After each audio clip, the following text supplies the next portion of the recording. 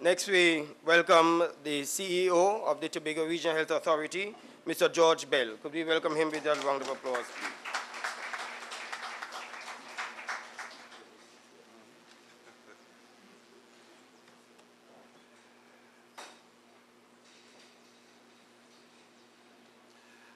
Honorable Orville London, Chief Secretary of the Tobago House of Assembly, the Honorable Vanilla Allen Toppin, Minister for Tobago Development and Minister in the Parliament for Tobago East,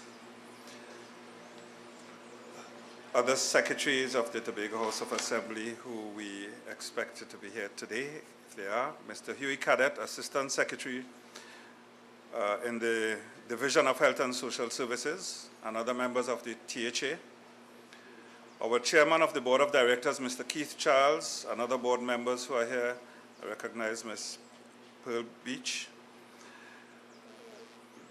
District Health Visitor, Nurse Davis, Nursing Administrator, Nurse Alman, representatives of the community of Roxborough, members of the Steering Committee for the Health Centers in Tobago, members of the Task Force for refurbishing this facility, members of the media, ladies and gentlemen, and if I miss anybody, all other protocols observed. It always is a wonderful opportunity to be of service to one's community, always, and to do so with dignity and distinction of class, but yet with a humility of spirit and purpose that transcends what some people will determine to be personal achievement and acclaim, and pride and aggrandizement. It is therefore with this humility of spirit that I stand before you this morning as the CEO of a truly selfless organization called the Tobago Regional Health Authority, reporting to the Division of Health and Social Services of the Tobago House of Assembly, that in essence, together, have made this 5-day weekly walk-in clinic experience a reality for the health and wellness benefit of the people of Roxborough and the environs. I therefore take this opportunity now to thank the THA and the Division of Health and Social Services for their unstinting support and undeterred vision for a healthier Tobago population. I thank as well the Secretary of Health and Social Services, Mr. Albert Pilgrim, in his absence, and who is on a well-deserved annual vacation leave, and Mr. Huey Cadet, the Assistant Secretary in the division, who has also been chairing the Health Services Health Center Steering Committee. Kudos are in order for all the members of the said Steering Committee for their invaluable contributions. I must mention, of course, Dr. Ayabuna, who just spoke a while ago, the Acting General Manager, Primary Care, and Ms. Marilyn Prokop-Beckles, the de facto Head of Primary Care Nursing Services.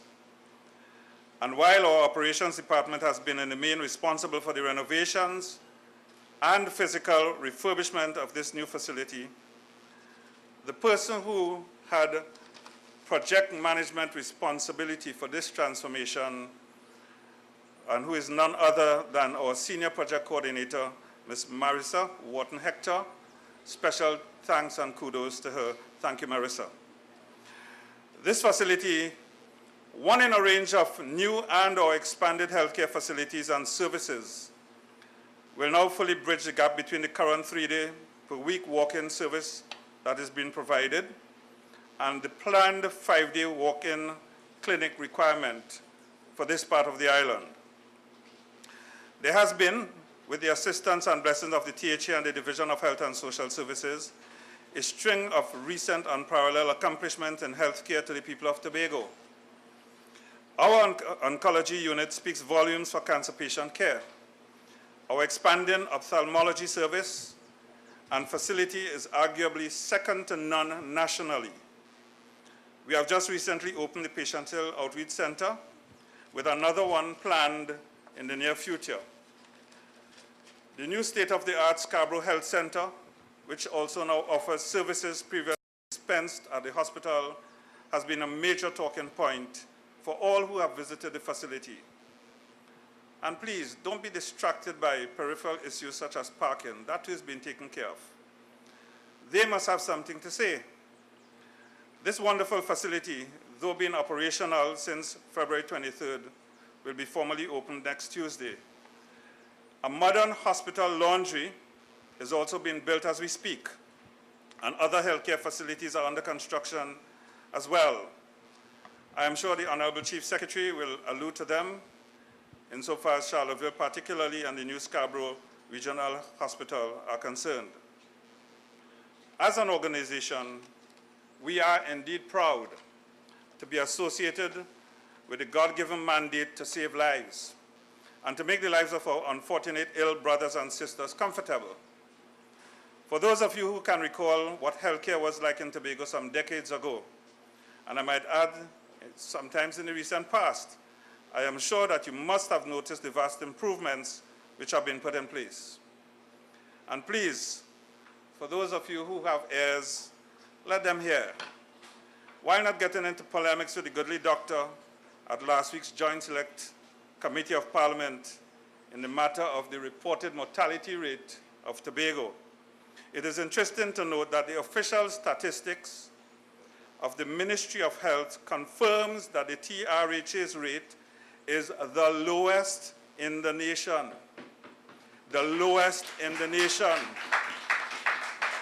In 2008, it was 1.8%, while the ERHA was 2.4. The Northwest Regional Health Authority was also 2.4. North Central was 5. Southwest Regional Health Authority was 2.8. In 2009, the TRHA was 2.2. The Eastern region was 2.7. Northwest 2.4.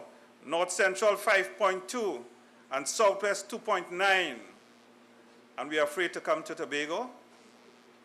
I am certain now that there will be calls to the Ministry of Health to validate these statistics.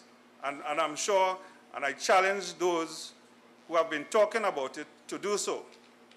Tobago certainly is not the place to be afraid of when you're ill. And do you know that the TRH's data is against the background of no private hospitals on the island and hospices, which Trinidad has a host of, where people go to die, and that's not reported in their statistics? But then again, that's another story. I bring you sincere greetings on behalf of the THA, the Division of Health and Social Services, and of course, the board, the executive management, and staff of the Tobago Regional Health Authority. Kindly, as Dr. Ayabuna has said, to the folks of Roxborough and the environs, make full use of this facility, this wonderful facility that you have, and treat it gently to ensure its continued existence. I thank you.